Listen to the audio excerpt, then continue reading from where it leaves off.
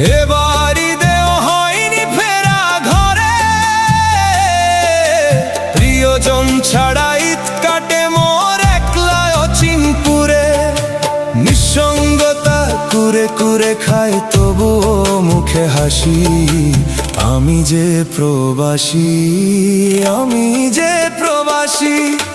সবাই ভাবে প্রবাস মানেই রঙের দুনিয়া, কেউ তো দেখে না এই বুকে কি যে যন্ত্রণা।